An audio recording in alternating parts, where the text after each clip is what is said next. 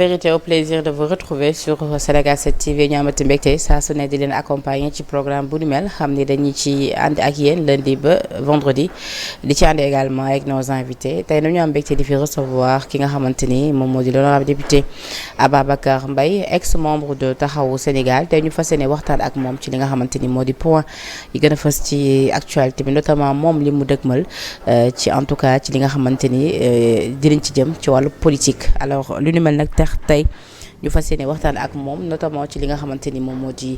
actualité politique bi également polémique yi nga xamante ni am na fi am ci li nga xamante ni moo di jàngatam. Un plaisir comme toujours de vous retrouver sur ce plateau. maa ngi lay nuyu merci beaucoup ci invitation bi. oui c'est toujours un plaisir ñëw sa plateau. un plaisir partagé waxtaan ak yow parce que c'est toujours waxtaan bu am solo doon. voilà alors déjà maa ngi lay souhaiter mes meilleurs vœux ci at bu bees bi. merci le bàyyi également nga souhaiter ko say soppe yi nga xam ñu ngi lay suivre sur Sénégal 7. merci beaucoup Penda mes meilleurs vœux à vous de même. ci groupe bi di ko commencer ci bopp bi sunu mag sunu soppe. Pam Ngagne et à l'ensemble du personnel. di ko souhaiter à tous les Sénégalais. et spécialement à nos parents. ñu ngi fii di ñu suivre. di ñu encourager. mais surtout man ci wàllu politique yàlla dafa ma boole ñoo xamante ne depuis bi ma tàmbalee ba léegi ñooy ànd. ça fait plus de 10 ans 15 ans benn équipe lañ. et donc c'est toujours l'occasion pour moi de leur souhaiter mes meilleurs vœux. et que année 2025 bi nekk une année d'accomplissement. macha allah am na solo alors honorable noo gisee li nga xamante ni tey jii moo di situation réew mi. bu ñuy wax ci li nga xamante ni moom moo di charte de la vie. fan yii yaa ngi gis ñu ngi ruumalaat ni di leen jëm ci hausse ci yenn ci denrée de première nécessité nga xam ne sénégalais ñi ngi koy consommer doon te ni hier en conseil des ministres on nous apprend que ni président nee na dina def kéem kàttanam ba en tout cas boobule hausse duñ ca yegg. ci même moment boobu gis nga manifestation yu am si li ñeel li nga xamante ni moo di Jakarta mani moo xam foofee ca Ziguinchor ba fi nga xamante ni démb moo di Kaolack ñu gis ko ñëpp ci image tout à l'heure également cak-cak yi nekk Dakar tamit ñoom fas yéene nañu amal li nga xamante ni moo di seen jandoog taskatu xabaar yi ñoom nag li ñuy ñaawlu bokk na ci ni nee nañu pour gën a mën a préserver la sécurité routière dafa am ci ay frais de dossier yi nga xamante ni maintenant moom la ñu war a def ngir gën a mën a sàlloog li nga xamante ni moom la yoon digle ci wàllu wu ni mel ngir ñu mën a nekk en règle te nee na yooyu de frais de dossier minimum mën na dem ba toll ci 300 000 francs te lu ni mel dafa cher ñoom loolu mel mënuñu ko tax nag ñu mel ba futtu ku ci nekk fu mu ne ni yaa ngi wane li nga xamante ni moom moo di sa nakal mais dans l'ensemble loolu yëpp boo ko tënkee ban jàngat nga ci am. waaw Penda question bu am solo la parce que loolu yëpp boo ko tënkee dafa lay wax dafay am benn firnde mooy ni mu jafee jamono ji yor suñu réew yi ay dëkk yu complexe lañ yor wax defaru ko communication defaru ko manipulation defaru ko yéene bu rëy defaru ko parce que sunu réew yi ñoo am ay complexité yu nga xam ay jafe-jafe yu nga xamante ne boo ko yoree faaw nga xool doxalin bi ak nooy taxawee ci yor bi. loolu moo tax chaque fois ci sunu wax ñuy woote dal ñuy woote boole ñuy woote majorité bu large chaque fois bu may wax waxu élargir majorité ñu bëri naan Abba yaa ngi xool lu neex ñi fi toog. wala yaa ngi xool clin d'œil du question clin d'œil sunu dëkk yi moo complexe damay faral di wax ni ku mel na Macky Sall daanaka deuxième mandat gouverné wul dafa jógee ci crise Covid bi. crise de reprise avec la Covid après jóge ci événement mars 2021 ba bi quinquennat bi di jeex daanaka yorul réew mi da ngay imaginer kooku bu fekkoon yorul woon majorité bu stable bu dëgër comme Benno Bokk Yaakaar fu mu jëm et tey ñii yor réew mi loolu moo dal seen kaw tey am na nu ñu waxee am na nu ñu opposé woo am na nu ñu doon xeexee tey ñoom ñoo yor réew mi te difficulté yooyu moo leen rattrapé bi ci njëkk yaa ngi wax hausse prix mais yàgg nañ jooy suñu économie ni mu mel. maanaam suñu économie lépp dañ koy jéegaane. et à chaque fois même crise yi ñooy ñëwaat nga jël ay mesures économiques mais bu crise bi jàllee itam mesures économiques yooyu ñooy des di imposer wu sa ay finances publiques xam nga bi inflation bi yokkee ba le passé dem ba ay 11% si la Macky Sall jëloon ay dogal mu ne dinaa yokk subvention yi muy benn mu ne dinaa yokk salaire yi muy ñaar mu ne filets sociaux yi dinaa jékki-jékki benn jour joxe presque 50 milliards de dons au registre national unique si la jógoon aussi ne wàññi nañ la fiscalité ci du port bi maanaam lépp lu nga xam ne dañ koy teg ci produit yi ñuy importé dañ koy dindi mooy li état bi daan am daanaka ëpp na téeméeri milliards dañ koy dindi. pour mën a fexe ba nga xamante ne njëg yi dina wàññeeku. mais tey benn instant crise bi jàll na waaye boo xoolee sunu ay finances publiques loolu moo des tey hausse des salaires mu ngi fa subvention yi mu ngi fi tey ci loi de finance bi ñu ngi xool nan la ñuy def ba nan la ñuy sax delloowaatee fiscalité bi sur les denrées de première nécessité loolu mu lay wan ni que loolu économiste yooyu effet cliqué maanaam da ngay jógee ci crise bi jàll mesures yi nga jëloon des nga jékki-jékki beneen crise ñëwaat loolu comme ni ma ko waxee dafay firnde complexité ak difficulté gérer suñu économie yi beneen complexité bi mooy suñu réew yi nan nga koy yoree ndax léegi population bi dafa yokk population bi daanaka li lay impacté ci ay politique dafa néew ñu jàll fi benn alternance bu nga xamante ne démb dama saan benn vidéo xale yor jakartaay benn xale mu ne fii ku fi toog jakarta maa ñoo toog tey boo demee ci marchand ambulant yi tamit ñoom jàpp nañ ni ku fi toog marchand ambulant ñoo la fi teg boo demee ci marché yi ñoom jàpp nañ ku fi toog ñoo la fi teg boo demee xale yi toog ci mbedd yi chômeurs yi ñoom pour ñoom ku fi toog ñoo la fi teg boo demee ci étudiants yi ñoom tamit ku fi toog ñoo la fi teg résultat bi xam nga la mooy xeloo keroog Assane Seck lu mu gaaw taal nañ fi keroog marchand ambulant yi lu mu gaaw saaga nañ fi PM tey jakarta maan yi lu mu gaaw taal nañ fi et li muy indi loolu kay gis nañ ko ci image yi taal nañu xotti nañu ay photo PM bi et tout dafa indi benn dafa am benn ci vidéo bi sax ñu ngi doon dégg ñenn ñu naan ñu ngi sàkku président Macky Sall ñëwaat mais loolu yooyu yëpp mu ngi indi parce que ku nekk am nga tey le sentiment fort que ñi fi nekk ñoo la fi teg am nga droit de regard am nga droit imposer li nga bëgg nan nag la ñi yor réew mi di concilier exigence yu bees yooyu ak seen liggéey ak seen devoir de communication ak seen exigence de fermeté. Ça va être compliqué. dafay metti maintenant nag ça demande de l'autorité ça demande nga expliquer nit ñi que yow sa gouvernance moo imposer lii maintenant nekkatoo opposition ay sàcc ngeen liggéeyu leen xamu leen dara non yooyu doxatul xam nga tey tu es à l'épreuve du pouvoir maintenant c'est toi qui gouvernes et tu dois concilier les deux benn bi mooy li ngay liggéey war ko imposer wu ak beaucoup de communication surtout. question marchand ambulant yi man bokk na man ñi nga xamante ne assemblée imposé woon naa demandé woon naa ministre des transports pour que ñu xool nu ñu koy régulariser xam nga lu tax jeexital bi du sa question circulation bi ak li muy indi mais Penda demal suñu service urgence yi da ngay dem hôpital général Grand Yoff wala nga dem urgence Kaolack wala nga dem urgence hôpital Saint-Louis tey accident de roue yi ñooy la majorité des traumatismes yi ñëw au niveau des urgences. Oui. dafa dem ba les services de traumatologie tey boo demee hôpital général Grand Yoff di nga accidenté xoolal un mois et demi duñ la laal parce que les services d'opération sont de chirurgie sont saturés parce que booy dañu accidenté à longueur de journée indi fa ay fractures yu kenn xamul da ngay ñëw ñu fixé la teg la à côté donc aujourd'hui les problèmes dafay différer et comme c'est un secteur nouveau difficile à gérer l'État doit faire preuve de fermeté mais aussi faire preuve de beaucoup de communication parce que c'est ça les complexités de la gouvernance aujourd'hui moo tax il est important que de ne pas lépp nga koy dugal tënk ci figure benn nit mooy bu Ousmane Sonko génn waxul du wax bu Ousmane Sonko génnul kenn du xam lan moo xew il est important que ñu libérer les ministres qui prennent en main le secteur et qu'ils aient le courage d'aller au bout de leur réforme parce que des réformes ça se porte. mais est-ce que loolu bu ñu ko defee dina sotti parce que déjà gis nañ fan yi bi fi polémique bi amee ci yenn ci ay nomination Awa Bokar li taal gis nga il a fallu que c'est-à-dire li nga wax ni ñenn ñi bëggoon nañ jël les choses en main. gis nañ fii des cadres de Pastef yi nga xam génn nañu expliquer joxe li nga xamante ni moom moo di seen gis-gis ci boobule situation mais pourtant. il a fallu impérativement que le PM sorte pour que jeunes yi mun a calmer wu un tout petit peu est-ce que kon finalement du Ousmane Sonko rek moom moo mun a wax ak ñoom. non xam nga Pastef dafa nekk parti bu nga xamante ne comme ni ma koy waxee il faut que nit ñi appréhender ko comme ni ko yàlla defee noonu la ko yàlla bindee dañu am seen chance am seen ay travers seen chance mooy que li may wax mooy que Pastef dafa jël li nekkoon doole parti yëpp boole ko mu nekk dooleem. bu njëkk ba PS da nga naan ma PS dooleem mooy parti bu am base la. bu organisé wu à la base. Pastef daanaka actuellement jamono ji mooy le seul parti bu am organisation à la base am une force et une dynamique militante. da ngay wax ni que AFP bu njëkk ba dooleem moo doon ay cadre yu parti bi jaral dara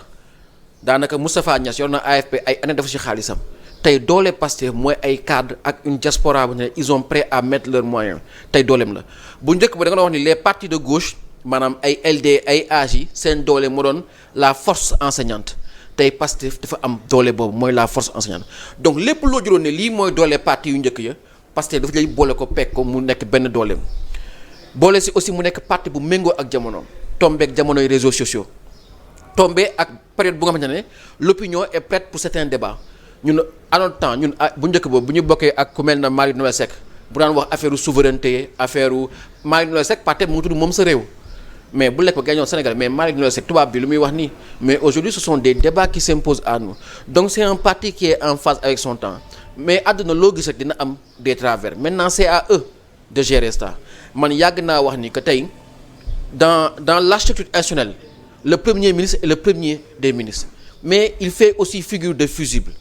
dina toll jamono yoo xamante ne day metti day compliqué et ce qu'il faut faire c'est changer de fusil d'épaule et généralement c'est de changer de PM mais aujourd'hui lii la yàlla dogal Sénégal aujourd'hui la figure de Ousmane Sonko tey la vérité mooy que bu mbir yi demoon yoon tey Ousmane Sonko mooy nekk président de la République du Sénégal mais malheureusement il ne l'est pas mais tey il est au cœur du pouvoir maintenant est-ce que c'est bien pour que ñuy exposer la figure du premier ministre muy centraliser tout au lieu de libérer les ministères et les autres acteurs du parti et du gouvernement ça c'est une vérité que seul le temps va nous permettre de dire. Mais est-ce que jàpp nga ni keroog le PM waroon na amal quand même cette sortie pour mun a indi ay justification ci politique mooy parce que dafa am doole tellement dafa nekk tellement prégnant tenir surtout benn voie d'information bu am solo mooy les réseaux sociaux que bu coowu Pastef amee day mel ni coowu national la moo tax tu as l'impression que même le premier ministre bu génnee j'avais l'impression que doon def adresse à la nation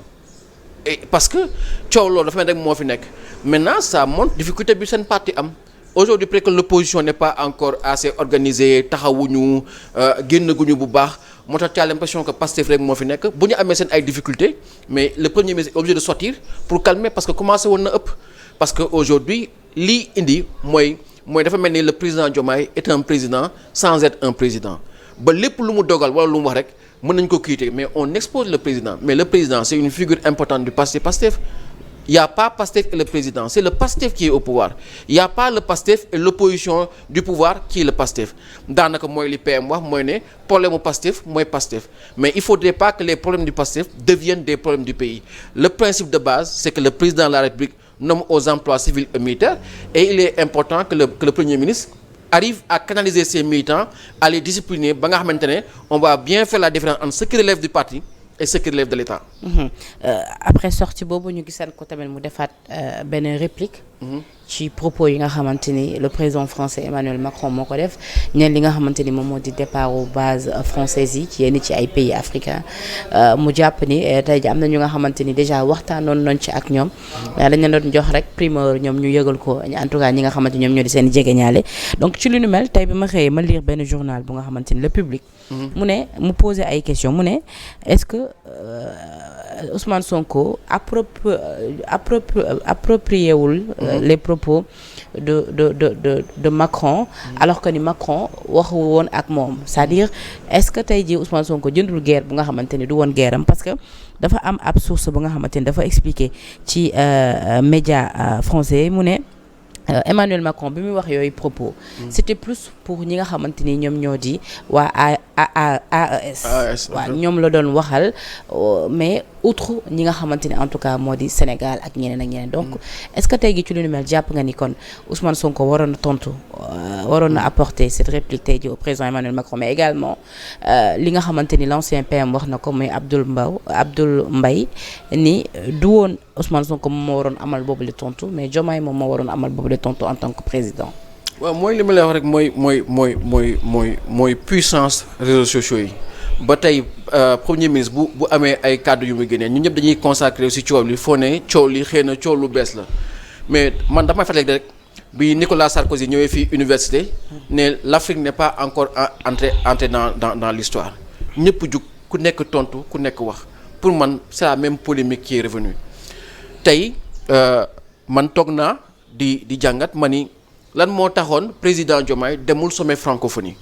pour man acte boobu moo gën a subtil moo gën a diplomatique mais aussi moo gën a fort parce que réponse la woon tey boo gisee lu mel na francophonie yoo xam ne mooy boole dëkk yi nga xam ne ñooy bokk di làkk tubaab ñu jékki-jékki France parce que xëy na historiquement par rapport ak génocide rwandais bi am na nu mu taxawee ba nga xamante ne tey bëgg na juboo ak Rwanda mu jël Rwanda nga xamante ne dafa abandonné le français jox ko lu mel ne francophonie tey bu sommet francophonie amee France président Diomaye décidé ne demu fa pour man acte la bonte ne bu ñu mënoon jàngat kon sorti premier ministre bi pour man c'est la suite logique position boobu et le Sénégal a toujours ce pouvoir-là a voulu montrer à la France qu'elle n'endossera pas ses compromis avec l'histoire c'est en ça que dans le fond moi je suis d'accord avec le premier ministre parce que le président français mënul indexer la sécurité de nos pays en oubliant la responsabilité de la France dans le contexte qu'on traverse en partant depuis ñoom français yi notamment Nicolas Sarkozy nu mu gérer le dossier libyen mu indil ñu ce qu'on appelle le Sahélistan mu indil ñu des problèmes de sécurité et la fébrilité de certains pays aujourd'hui qui sont devenus des pays de l'AES. Maintenant pour moi li gën a am solo c'est pas la sortie du premier ministre jël na position bi c'est fait am na écho bi mu am na écho bu am mais pour man accélération fin présence France en Afrique daf ñu war a interpeller pour war ñu ne que l'histoire s'accélère très vite et le plus important pour nous c'est d'être prêt en cas de changement tey Jean-Marie Bockel bi doon conseiller Macron ci wàllu présence militaire française en Afrique def un rapport sur une nouvelle doctrine articulée autour du renseignement de la formation mais c'est le même Jean-Marie Bockel qui en 2013 avait fait un rapport pour dire que l'avenir l'Afrique est l'avenir de la France. Il faut arrêter à ce que entreprise française di replier en Afrique et il part donner l'exemple de Bolloré bi ñàkk gestion portu Dakar poids bi nga xamante ne moom la entreprise chinoise yi am au niveau du BTP mais en moins de 10 ans ki doon conseiller président France ne nañ fexe ba entreprise française yi gën a taxawu Afrique tey moom moo def rapport biy wax président France sunu armée yi wàññi leen ko changer leen ni ngeen taxawee ça veut dire que c'est allé très très vite maintenant il faudrait pas que affaire bi bu évoluer ba ñëw sur des questions typiquement économiques mu ñuy bett ça peut aller très vite notamment sur la monnaie heureusement que c'est des débats qu'on a anticipés aujourd'hui heureusement que nos gouvernements en parlent beaucoup plus de manière décomplexée mais il faudrait pas que ça nous surprenne deuxième élément mooy la question de la sécurité ci DPG bi dégg naa premier ministre mu wax lu am solo il parle d'une loi de programmation militaire et j'aurais voulu que ni mu engagé woo ne 1,5% de notre PIB à l'horizon 2030 va être consacré à la recherche et au développement mooy que mu engagé wu à l'horizon 2030 ou à l'horizon 2050 que ci loi de programmation bi que le Sénégal puisse dire que à partir de maintenant nous allons consacrer 5% de notre PIB à des dépenses de sécurité. C'est pour ça que ku mel ni man je suis toujours les programmes budgétaires par exemple 20,05 concernant défense nationale 20,08 concernant la sécurité publique et maintien de l'ordre au niveau des forces armées toujours de la gendarmerie et le programme budgétaire 20,09 qui concerne la sécurité publique domiciliée au ministère de l'Intérieur. Donc pour moi je ne suis pas en train de suivre la polémique parce que buzz bu amee am na mbàpp ne mais la question mooy jeexital bi ak prise de responsabilité sur les questions économiques parce que il faut faire attention nu mu mën a évoluer en Afrique et surtout sur les questions de sécurité qui aujourd'hui pour moi sont l'élément durable li xew Syrie wane nañu ne que on ne confie pas sa sécurité à un autre pays parce que tey boo ñëwee tey nga ni France jóge na fi je confie ma sécurité à Wagner wala à Africa Corps comme yenn pays ay ñu ko defee bés dina ñëw ñooñu bu ñu talee leneen mooy que ton pays tombe ñun on a une armée républicaine et je pense que les vrais débats qui doivent nous mener c'est notre économie c'est notre souveraineté économique c'est notre sécurité au-delà des polémiques qu'on peut avoir sur la posture sur la position du Premier ministre parce que pour moi les gens vont se consacrer ci li Ousmane Sonko wax pour moi l'acte le plus fort c'est le choix de Diomaye de ne pas aller à la francophonie. D'accord alors dañuy rester toujours ci les propos de l'ancien PM Abdoul Mbaye nee na les indemnités qui auraient été versées aux familles des victimes devraient être publiées avec liste des bénéficiaires motifs et montants attribués à chacun ba noppi tamit mu dollu ci ni la loi de finances devrait être respectée et le détournement des deniers publics stoppé yow loolu lu ñu mel loo ci xalaat. waaw pour man affaire coow 108 millions yi wala 5 milliards du budget bi ñu accordé c'est une défaite du PASTEF pour moi ils ont très mal géré ce dossier-là ils ont très mal géré ce dossier parce que d'autant plus que ils ont beaucoup de leviers yu ñu mën def c'est pour ça que benn nit mënul lépp tu ne peux pas tout confier au Premier ministre tout part de lui wala tey moi j'aurais été Ousmane Sonko qu'est-ce que j'ai fait d'abord quand j'arrive je réorganise les publics de la nation il s'agit pas de prendre une Fatima Meng que je respecte beaucoup que j'apprécie nommer ko mais ils auraient pu prendre le temps de réformer cette structure-là mu nekk une structure qui ne gère pas seulement les publics de la nation mais les blessés de guerre les grands traumatisés de la société les grandes victimes tey comme par exemple amoon na fi ay jamono ay xale ñu lakk leen fii wala yenn saa yi Sénégal nga toog sa kër ay kër daanu wala ñu koy amoon na fi à l'époque la Sonacos bi mu explosé à Bognac bi il arrive dans la vie de la nation des grands traumatismes et il faut mettre en place des structures suffisamment dynamiques et équipées financièrement pour gérer ce genre de problème je pense que pour moi ils auraient dû premier levier créer une organisation ou une administration qui gère cet aspect-là. Peut-être que ça passait par une réforme de l'Office des publics de la nation. Ou, dans le cas contraire, dans le cadre de la réorganisation du registre national unique, comme maintenant ces gens sont peut-être des blessés ou des mutilés qui, à vie, ne peuvent pas gérer leur vie comme ils l'auraient fait avant, mais dans le cadre du RNU, ay buntu ay porox ndol di nga leen mën a gérer mais prendre 5 milliards juste pour créer pour soutenir des gens financièrement wala jël 108 millions jox ko nit ñi comme ça pour man c'est une défaite doctrinale du Pastef maanaam la Pastef doon jaay nit ñi ba sénégalais jënd ko wax yi ñu doon wax yoo xam ne dafa dugg ci xolu sénégalais yi pour man loolu la nërmeel par exemple nga ni don de soi pour la patrie damay faral di wax ni que réew mi bu génération bi yaakaar na ñoo ëpp mbir génération yi fi jiitu Ousmane Sonko toj falu ko xeex falu ko xam lu ko fal mooy voter urne dem élection sénégalais yi voté à 54% ku voté ku mënul voté ñëpp jàppale leen. mais bu ñu eggee fii dafa am ay génération yu ko xeex am na yeneen génération te ne ñu nekkoon dans la clandestinité di xeex ba am droit au lieu ñu def ay tract am ay journaux am presse libre. ñu jékki-jékki pousse Senghor ba Senghor ne d'accord maintenant nangu naa les 4 courants naam sax jël naa ñu ma neex Majmout Diop Ablaye Wade mais au moins 4 courants am na ñu xeex ba Abdou Diouf xëy ne jàkk jaa ngi noonu ku mu neex na nodd ñu xeex ba am isoloir am encre indélébile am fichier électoral am carte électeur am scrutateur mais yépp ay xeex la yu ay génération mu ne ba bés am lañ doon xeex ñoom di ko woowee la libération nationale ñu am ndam lu rëy muy l'alternance en 2000 le pouvoir socialiste est tombé après 40 ans tey ñoom xeex nañ tey ba mën ne le pouvoir de la souveraineté nationale tey am na ndam donc il faut pas que les gens pensent que ñoom am nañ mérite bu kenn amul.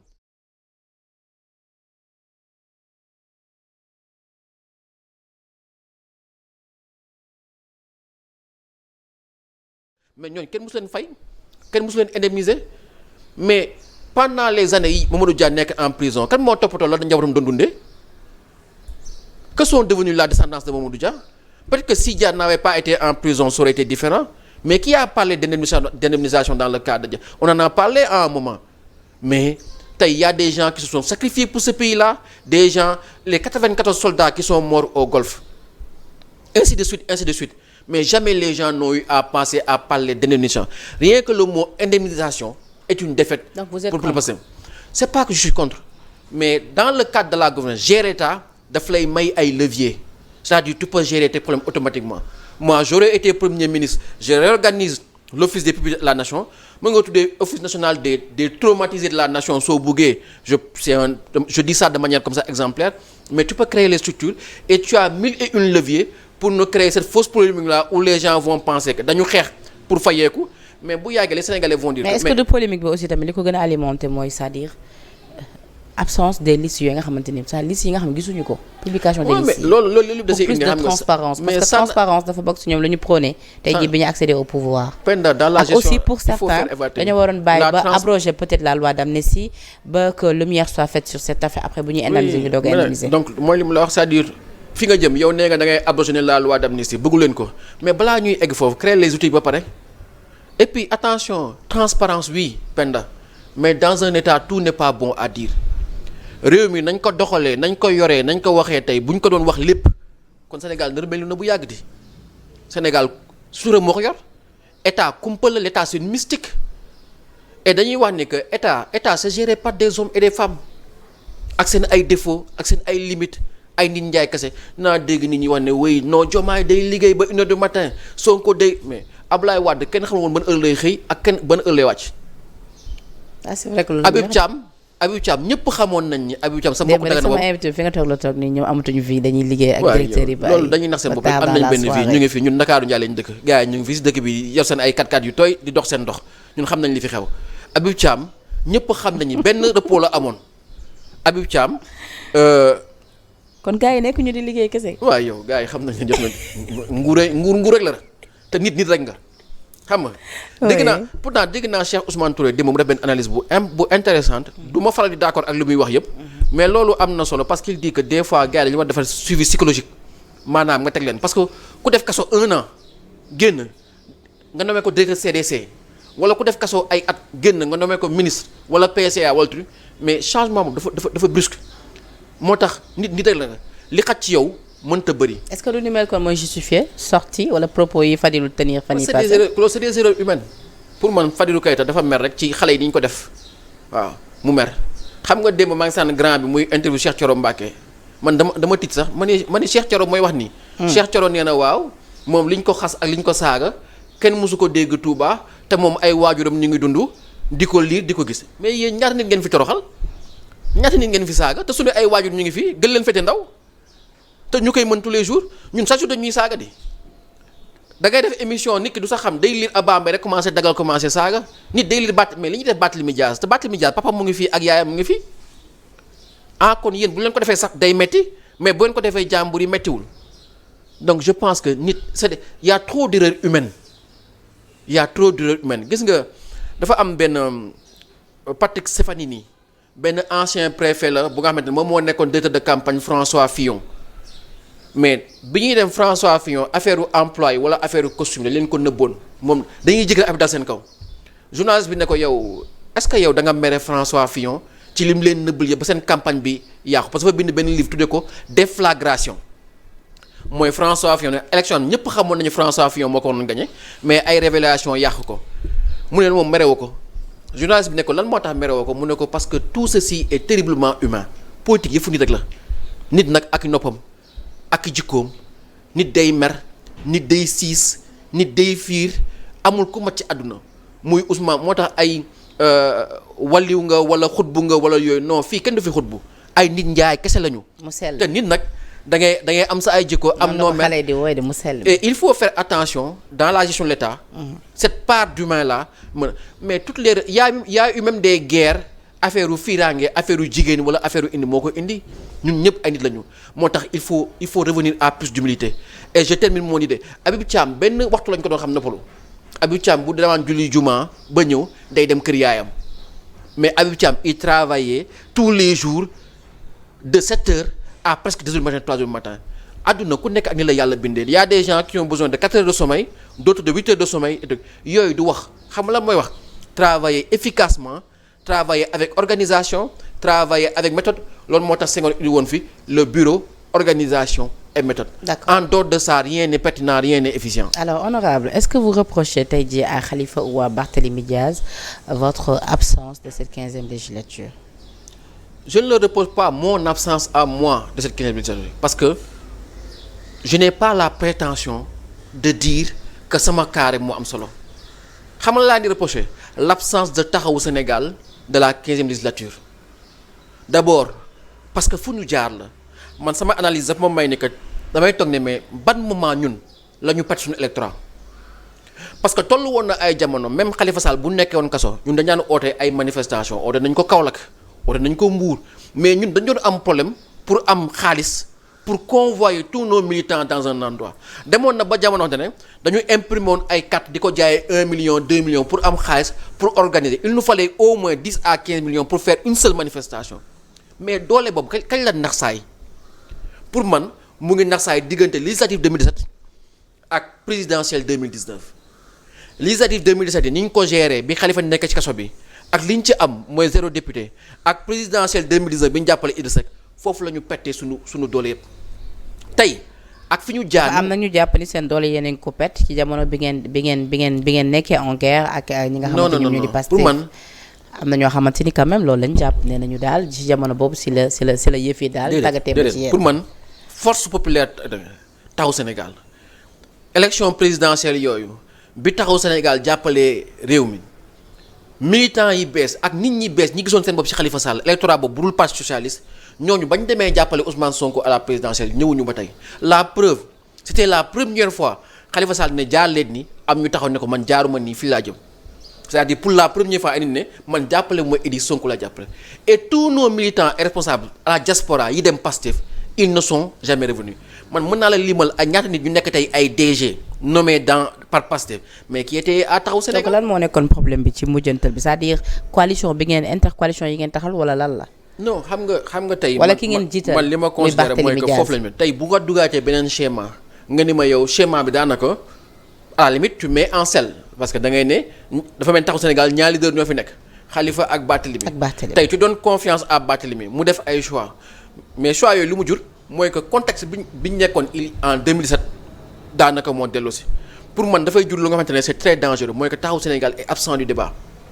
xoolal ñun askan bi daf ñu mere parce que askan bi dafa gëm li ko Pastef wax askan bi daf ñu mere parce que am na lu leen wax lu leen jaxasee ak moom mais tey yow boo bëggee juboo ak askan bi mooy da nga war a organiser wu defaru xam nga propulser sa ay jeunes sa ay cadres ñu am taxawaay pour que ëllëg ñoom ñu mën bokk au niveau du débat et peser dans le débat public mais qu'est-ce que tu fais en général tu crées les conditions d'une coalition bu nga xamante ne daanaka yow sa 60 000 voix dafa nërmeelu ci yeneen amoon tey dëgg la mën nañ ne que Barthélémy moo diriger la liste mais tey au bout qu'est-ce qu'on a gagné est-ce que ñi dem assemblée dañuy wax waxu taxaw waxuñu waxu taxaw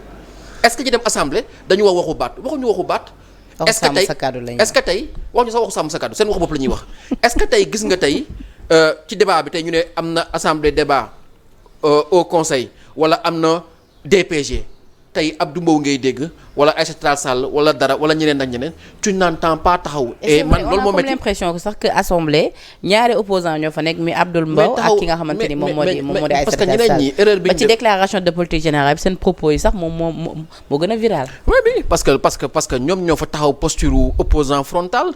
ñeneen ñëpp dañu doon rogo jeeru di jéem a def ay truc lan ngay toog ak PM di waxin yenn wax yoo xamante ne da nga koy jox ay conseils wala da ngay bëgg a forcer benn amitié mais loolu nit ñi gis ñoolu ñële seen ligne c'est beaucoup plus clair ils sont frontal mais nit ñi ils vont lire ils n'ont pas envie de savoir ce que tu fais toi tu es dans l'opposition lan nga wax tu es au pouvoir lan nga wax donc ñi nekk ci diggante bi ñoo ñëw réer moo tax askan bi xoolu leen Abdou ay Aïssata sont clairs dans leur ligne politique ñeneen ñi xamoo ci lan lañ nekk man j'aurais vraiment voulu que en fonction combat de principe yi taxawu dugg j'ai la conviction que les gens sont injustes avec Barthélémy man gëm naa ni que Barthélémy li ñu ko teg ba muy dugg ci dialogue bi c'était pour defar pour jàppale Ousmane Sonko Khalifa Sall bi muy génn partem position de principe moo ko génnee partem il faut que PS am candidat il faut que PS participer au jeu démocratique pour man dëgg la aussi woon c'est un homme de principe c'est un homme digne mais la vérité c'est tous les combats qu'on a menés les années de prison Barthélémy 6 mois Khalifa 3 ans perte suñu mairie perte suñu député ba tey jii au bout pourquoi pour nous retrouver à la case de départ à la case zéro pour moi on pouvait éviter ça donc man merewuma leen ci man j'ai pas de problème personnel à être député ou pas mais li ma leen mere mooy l'absence de Taxawu Sénégal parce que c'est un parti qui mérite d'être dans le champ politique parce que Taxawu a des postures qui sont cohérentes qui sont dignes et qui sont des principes de responsabilité. Comment on en est arrivé là? Bu ñu amoon plus d'organisation également mettre en avant les jeunes mën nañu ko éviter. Bien sûr xam nga on aurait pu même si on et li si gën a métti mooy que moi je connais Taxawu man gisuma parti Sénégal bu ëpp ay talent Taxaw gisuma ko jeunes yi nekk Taxaw ñoo ëpp talent ci champ politique bi ba parti yi la doon wax ni on a 4000 cadres des trucs comme ça aujourd'hui ils ont un problème de cadre pour nommer mais moi je pense à des jeunes comme Youssou Mbow Seydina le maire de Yoff ce sont des jeunes hommes et des jeunes femmes qui méritent d'être propulsés qui méritent d'être connus mais non seulement ce sont des jeunes qui sont outillés intellectuellement qui sont bien formés mais certains d'entre eux ont été maires donc pour moi en quoi cette génération qui gère le pays est plus méritante que ces gens-là mais moi j'ai fait presque 10 ans à la ville de Dakar. Est-ce que lu nu mel moo tax ma gis la nga magnifier li nga xamante ni moo di choix ak constance Ousmane Sonko parce que nee nga tey jii dafa reproduire li nga xamante ni moom moo di ses suppléants indiwaat leen li nga xamante ni moom moo di assemblée nationale ànd ak qualité bi nga xamante ni en tout cas jox na leen ko est-ce que da nga jàpp ni plus boobu Ousmane Sonko am moo manqué tey jii les leaders de Taxawu Sénégal je veux parler par là de Khalifa Sall ak Barthélémy Dias. mais c'est pas je leur fais leur procès mais Ousmane Sonko ay lii la am nit ki li nga am ngay dugg jee marché xale yooyu la am Ousmane Sonko toogul naan bon pour ma gagner Kaolack il faut ma dem jëli sëriñ boobu xëy na su ma investir sëriñ boobu wala waa Kaolack daay mën non dafa am benn jeune suppléante bu ma doon Ndokki Ndiaye responsabiliser ko accompagner ko mais Daba Wañaan qui est enseignante dans le Dandé Mayo duggoon suppléant à Darou Mousti mais moom la investir à Kébémer parce qu'il s'est dit que c'est à moi de créer le leadership. Mon rôle à moi Ousmane Sonko mon mérite à moi c'est d'avoir convaincu des inspecteurs des impôts de me suivre déjà à la base si Waly Diouf Bodian si Bassirou Diomaye Faye si tel et tel ont accepté bien que maak ñoom ñoo bokk corps ñoo bokk formation de me suivre c'est parce que déjà j'ai montré l'exemple et ces gens-là sont mon miroir parce que bu ñu xoolee Bassirou Diomaye ak formation mu nangu topp dama ginnaaw Sonko day tax yeneen cadre ñu ñëw ànd ak Ousmane Sonko mais Ousmane Sonko comprend que pour régénérer le champ politique un leader crée du leader des leaders. Un leader sécrète du leadership. moo tax Ousmane Sonko est en train de créer dans chaque département ses propres leaders à lui et ça c'est son mérite donc yow mënoo am des jeunes qui sont bien formés man bi ma nekkee ville de Dakar tey j'ai fait partie de l'équipe de 4 jeunes qui ont fait l'émission obligataire de la ville de Dakar ñun ñoo ko préparé ñoo yor fi le dossier quand il fallait compétir entre Dakar Accra Abidjan c'est nous qui avons fait le dossier et ñun ñoo gagné ñu def monter émission bi on a travaillé pendant 3 ans man maa doon ko donné la phase concrétisation du potentiel fiscal de la ville de Dakar maa ko liggéey ba am une subvention de $150 000 de la Banque mondiale on avait fait une première fois une notation de la ville de Dakar Moody's bi waaj notu Sénégal moo ñëw noter la ville de Dakar on avait une telle bonne note que le seul problème qu'on avait c'est que Moody's n'a pas voulu noter la ville de Dakar qui est une entité décentralisée mieux que l'État du Sénégal émission obligataire si boppam on l'a fait noter par Bloomfield une agence de notation qui est basée à Abidjan on avait une garantie de l'USAID de 50% c'est-à-dire ñun on cherchait 20 milliards suñ demoon ba mënuñu fay USAID pare woon na pour fay 10 milliards pour te dire la garantie qu'on avait on avait tellement bien travaillé ñu dem jël le grand prix de l'innovation urbaine à Guangzhou devant Brême devant Rio de Janeiro devant Paris devant les grandes villes du monde tey ñu dem ba loolu jeex ba ñu dem ba le CREMF jox ñu le visa allez-y sunu gouvernement ñoo ni mënu leen ko fi def tey ma toogaat man gis gouvernement du Sénégal le premier ministre ñëw ne on va faire des patriotes bonds de 1500 milliards mais ces patriotes bonds là c'est la même chose que l'émission obligataire qu'on voulait faire. mais honorable ni ma la déggee ni nga rappelé magnifié liggéey bi ngeen def foofee ca mairie bu Dakar kon tey qu'est-ce que ça te fait boo toogee gis boobu la mairie bi nga xamante ni tamit jox ngeen ko lépp lu ngeen amoon tey ñu fokkati ko ci seen loxo. mais même chose même situation li amoon rek moo amaat rek moom laa expliqué nii tey nan laa war a comprendre man en tant que jeune cadre ñu convaincre ne ma Abba y a des cadres de l'administration xëy na am na ñu ENA formé mais am na ñu mën a jaase administration bi. les doyens Dout Sarr les doyens El Hadj Malick Souris les doyens Abdoulaye Matar Diop ñu fekkoon ville de Dakar en 2009 qui nous ont dit vous avez le bon choix formez-vous connaissez demain vous serez appelés à être peut-être des ministres ou des DG mais vous allez voir vous serez meilleur que ce que vous trouvez dans l'administration mais tey man mi mënee émission obligataire bi ak suma ay ñoñ ñu liggéey ko ba li gars yi foogul woon ñu am ko mooy le visa pour dire que Dakar va aller sur le marché financier mais actualité africaine la woon toutes les villes africaines ñu ngi doon suivre Dakar va aller sur le marché financier pour des problèmes politiques sama gouvernement ñëw ne écoute lii du fi am parce que seen maire dañu ko war dàq si biti 10 ans après tey nga ñëw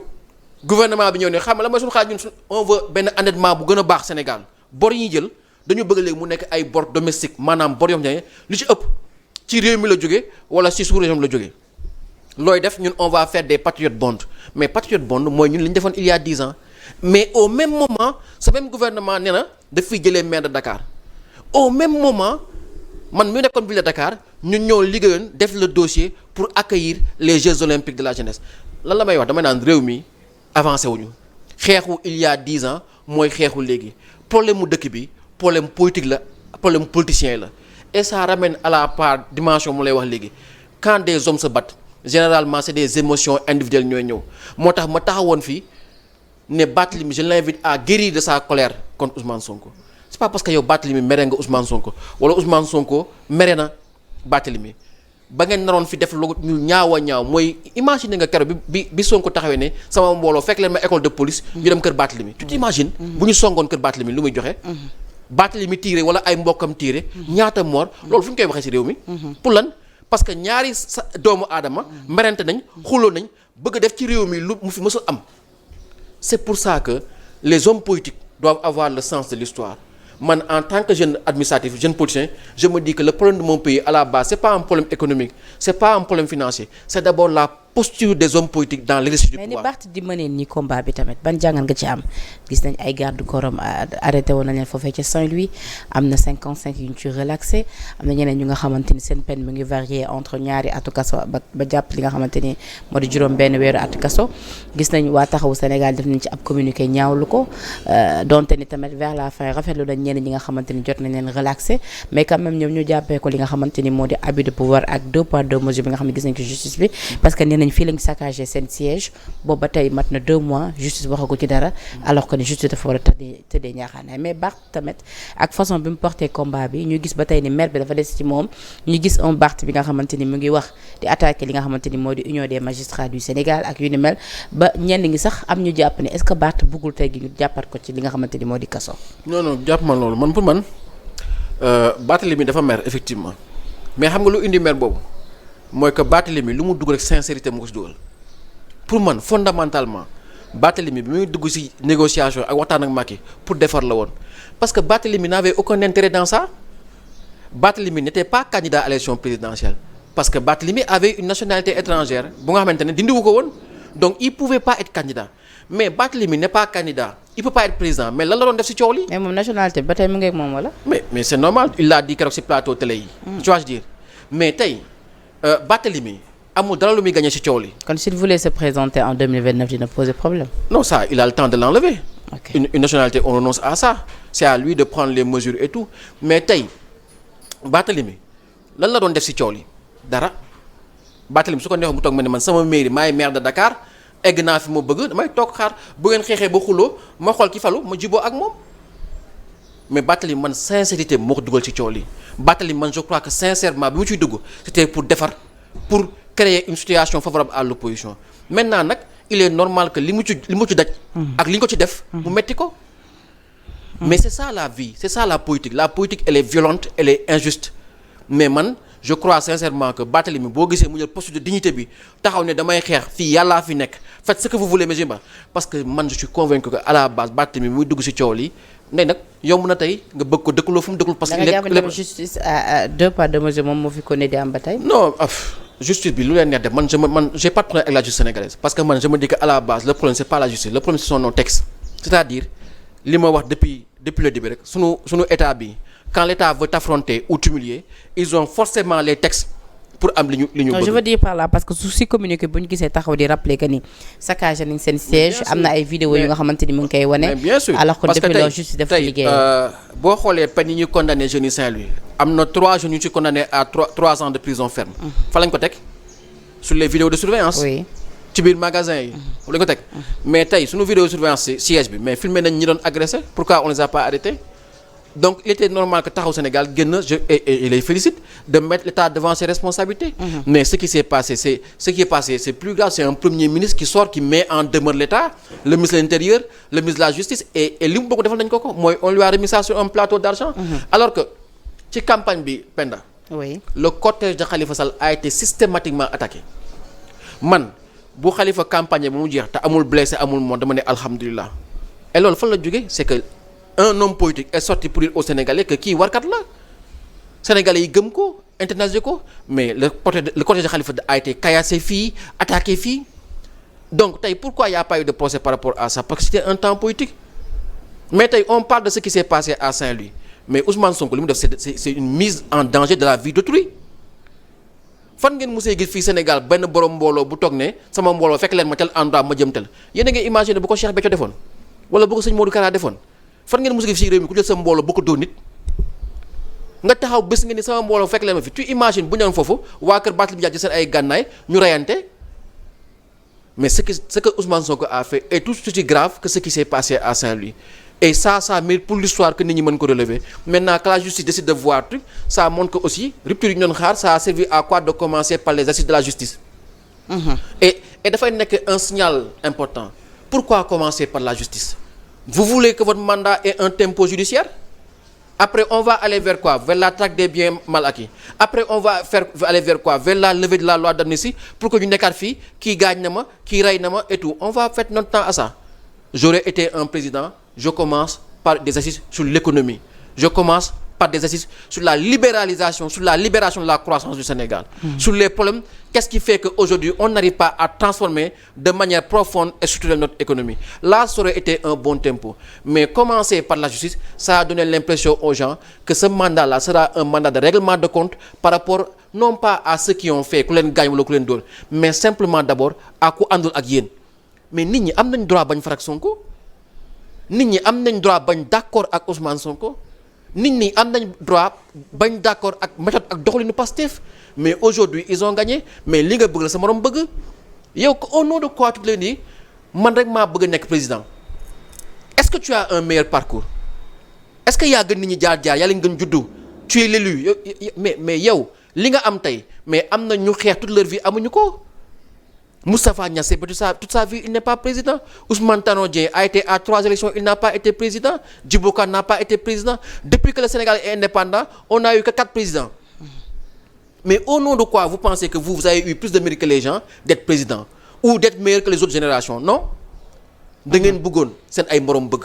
ngeen jàkkaarloo ngeen xeex ngeen def pexe. Justement aujourd'hui la grandeur c'est de savoir dépasser cela. Si vous voulez faire des règlements de compte, attention, il arrivera un moment où la balle va tourner. xoolal tey Jakarta maa ni da ngeen di wax mais kaay ñu régulariser ñu ne ñoo bañ marchand ambulant yi ñoo bañ mais ça va finir par quoi? Ça va finir par une crise d'autorité. moo tax ma dégg la ci sa benn et quand l'État n'a plus d'autorité, il n'y a plus d'État. Et c'est pour ça que c'est important dans le discours, dans les postures, dans les débats, dans les comportements, que les gens qui sont au pouvoir apprennent des fois à mettre balle à terre et qu'on ouvre une nouvelle page dans ce pays-là. Surtout dans les comportements dama la dégg nga ni ci député yi nga ni bu ñu leen formaté dañ leen bàyyi ñu affirmer li nga xamante ni moom moo di seen position, affirmer également leurs idées. Est-ce que dans ce cas-là da nga doon faire allusion ci ay séminaires yi nga xamante ni gis nañ juste après les législatives ñu amal ko ñoom ak le PM Ousmane Sonko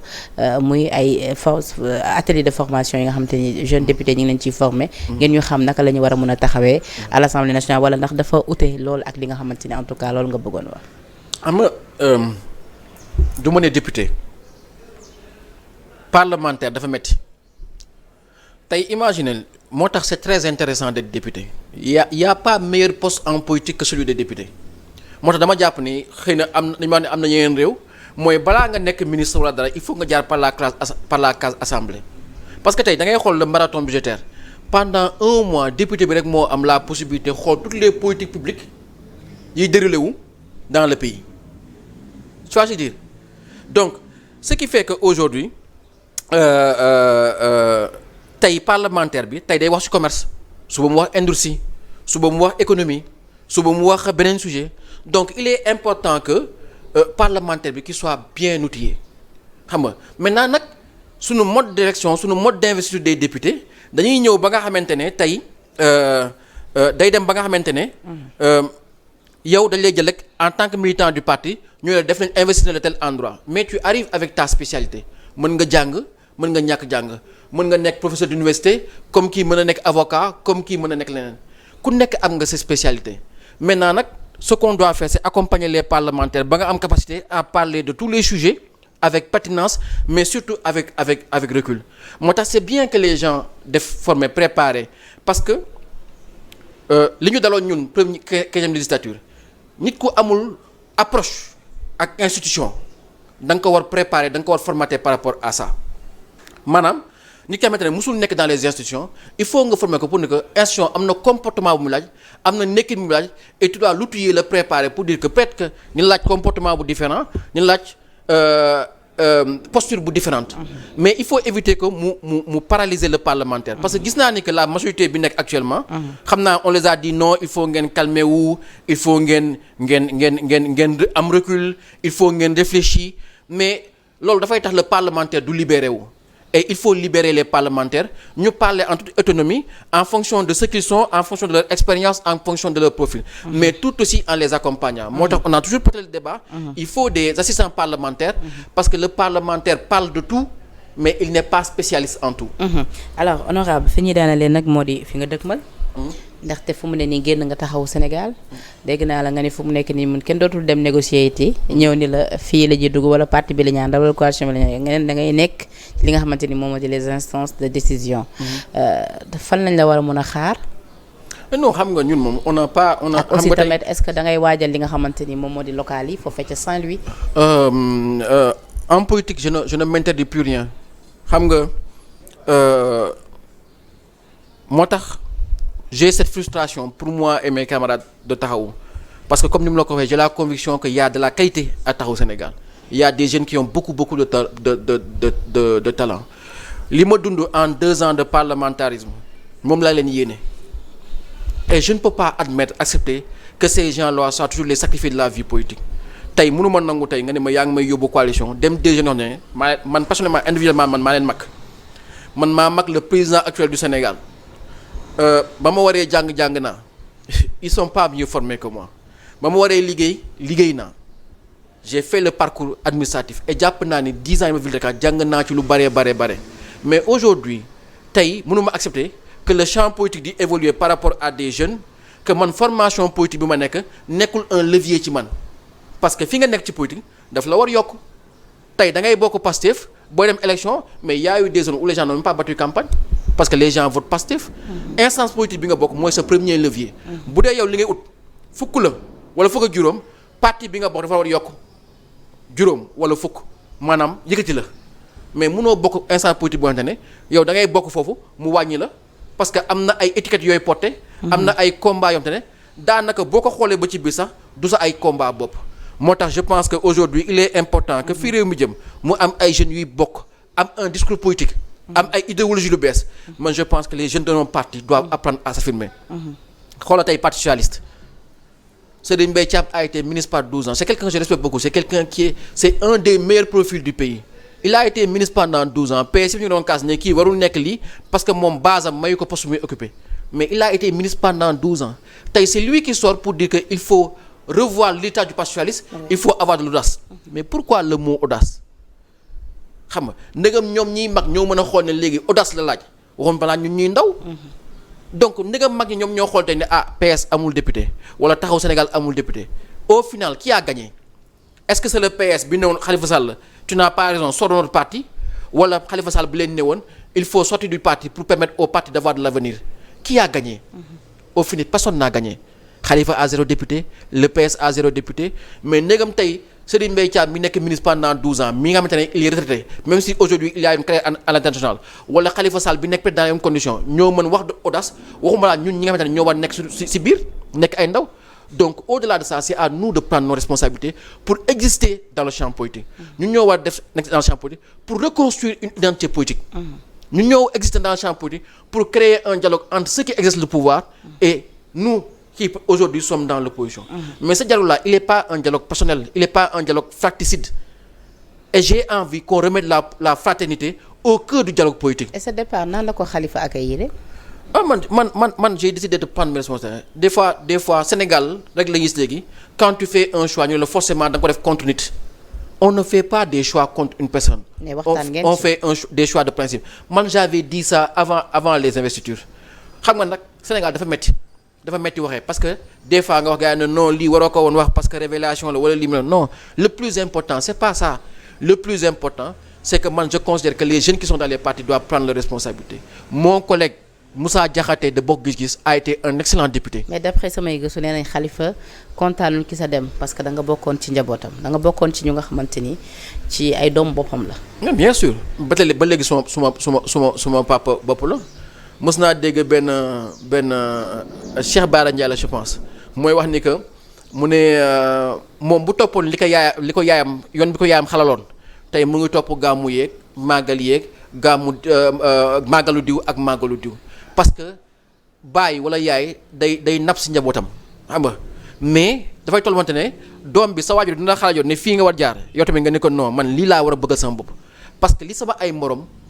bëgg laa bëgg baay ak yaay du mës xool doomam comme màgg na sa papa da lay xool comme mi nga amee 3 ans wala 4 ans sa yaay da lay xool comme bébé bu mu jot bu mu lay nàmpal et tout mais bés day ñëw nga ne ko màgg na parce que moom dina def ay choix ne waa d'accord man choix bi dinaa ko nangu parce que garaawul abba su duggul naa ko gérer sama doom bi naa waxtaan ak moom wala naa ko dugalal mairie mais yow da nga xool est-ce que Abba yow ñi ngay proposé est-ce que dañu mën Abba wala dañu ko gën a baax profil non yow njaboot nga xool alors que fii politique la du njaboot. d'accord donc loolu moo ñu war et on prend nos responsabilités wala mouvement ak tamit nu mun a tudd ak lancement on a créé un mouvement qui a vocation à évoluer vers un parti politique. Maintenant nag comme ni ma ko waxee dañu toll à l'ère de la gestion un peu à la limite horizontale de nos organisations ñi nga àndal bokk gëm-gëm ak ñoom bokk pas-pas ak ñoom da ngay war waxtaan ak ñoom diisoo ba bokk benn ligne bu nga am. bu njëkk ba li man maay buur bi man maay leader bi je suis la seule constante je suis l'alpha et l'oméga loolu je pense que dafa war a jeex suñu famille politique parce que bu dee yéen a bokk jamono da ngeen war a bokk yoon bokk jëmukaay waxtaan moo ko indi donc je ne me permettrai pas di wax lu bëri ci li ñu nas ak ñi ma ko bokkal li am solo mooy daal li ma leen ñaan mooy ñu may ma ko mooy c'est un mouvement qui a vocation à devenir un mouvement national mais li am solo mooy que ñaan na leen que on va faire le lancement très bientôt à Saint-Louis et puis ce sera un mouvement comme on en a vu mais ñun on a envie de créer le dialogue politique et de l'assumer et de le faire dans la fraternité mais dans la responsabilité et dans